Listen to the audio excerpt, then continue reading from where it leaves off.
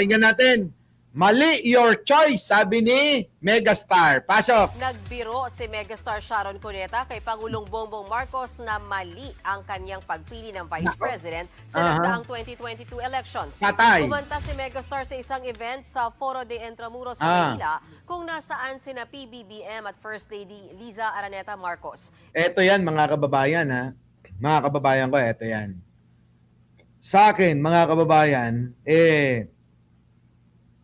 parang talagang Sara Duterte, binastos ka ni Mega. Biruin mo, sabihin na mali ng napili. Parang yung vice-presidente namin, talagang walang kwenta. Di ba? Teresita Tan, ano? Oo, kamusta mo na lang ako sa kanya? Oo. Paano mo nalaman? Oy, Teresita Tan, paano mo nalaman yan, ha? Ikaw talaga stalker ka. Ay, mga kababayan ko, eto, si Megastar, mga kababayan, ang sabi kay mali. Oo, mali your choice na pinili mo, ang isang Sara Duterteng baliw na vice-presidente. Sana si Kiko Ngayon, mga kababayan ko, parang sinabi ni Megastar, yung vice-presidente, hindi nakabuti sa bansa di ba? Parang ganun. Maraming meaning ho yun. Kapag sinabi mo, Mr. President, mali yung napili mo na vice-presidente, ibig sabihin, mga kababayan, palpak. Di ba? Ano ibig sabihin ng mali? Palpak. Di ba? Arlene Cuano, may mail po ako sa Messenger. Mail. Chat ho yan, Arlene, sige, check ko. Mga kababayan ko, pag sinabing mali, ano ibig sabihin, mga kababayan? Ano? May palpak.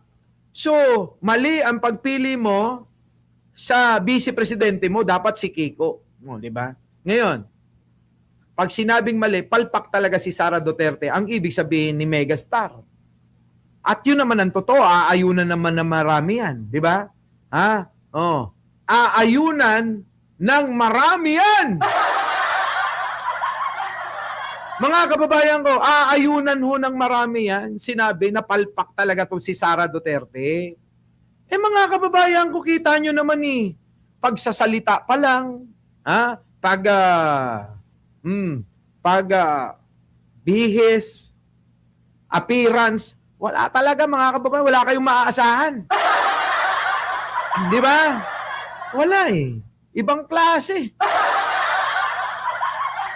Di ba? Di ba?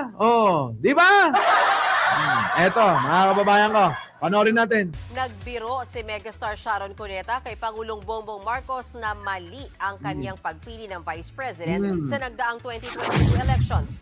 Kumanta si megastar sa isang event sa Foro de Intramuros sa Maynila kung nasaan sina PBBM at First Lady Liza Araneta Marcos. Itinuro ni Ate Shawi ang kanyang asawang si Senador Kiko Pangilinan na nasa event din. Matatanda ang kumandidato rin sa pagkabise si Pangilinan pero natalo kay VP Sara Duterte. Yan! Sir, I will only want... Siyempre, sasabihin ng mga DDS, bitter si Sharon. Di ba? Sasabihin, bitter yan. Yung mag-asawa na yan. Siyempre, ibabas naman ng mga DDS yan. Bitter kasi natalo ni VP Sara si Kiko. Laos na kasi yan si Sharon. Wala na kasing karir yan.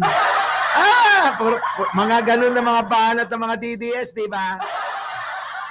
Putik na yan, Ito na.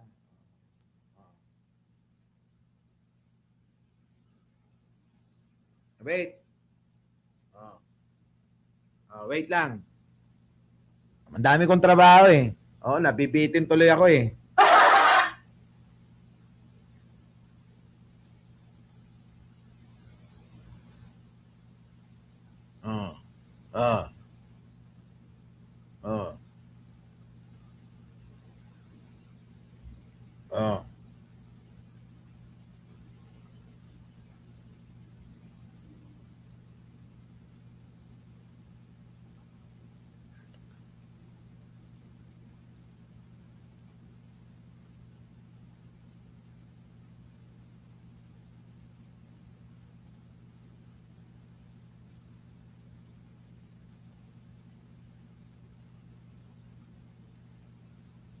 Oh, di ba?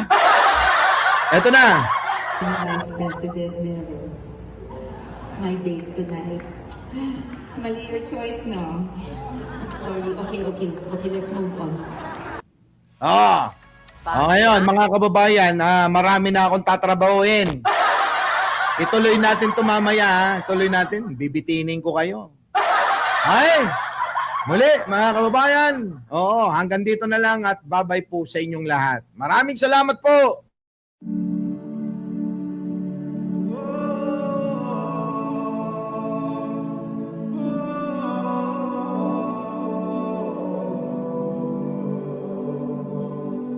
Katotohanan ay lalabas kahit pa itago. Parang kinabukasan at araw na panibago. Nanaigang tama sa mali kapag hinalo. Mabuti ang magwawagi, masamay laging tama. Paano kung ikaw ay inaagrabyado? Di natapakan na ang buong pagkatao. Mananahimik ka na lang ba't ilalaban? Huwag kang matakot, hayaan mong ika'y samahan ko. Ito na ang oras para lumaban. Huwag kang umatras pag nasa katwiran. Panatilihing bukas ang isipan. Katotohanan ang ating sandigan. Sa kadiliman, huwag matatakot. Pagkat liwanag ang siyang babalot sa ating bayang Pilipinas. Sa ating bayang Pilipinas. Oh Pilipino, magpapadaya ka ba kung kani-kanino? Papatulan mo pa din ba kahit amoy ang motibo na ikaw ay nililangin para makanakaw sila ng libo?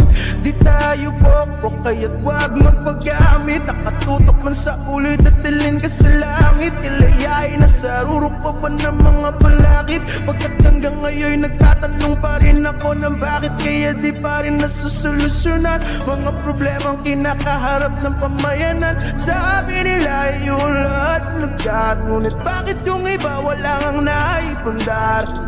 Magpupulag-pulagan ka na lang. Pegador, wala kang kawala. Pegador, kayo ay maganda. Pegador, galit sa masama. Pegador, ang sa inyo bebenga. Pegador, wala kang kawala. Pegador, kayo ay maganda. Pegador, galit sa masama.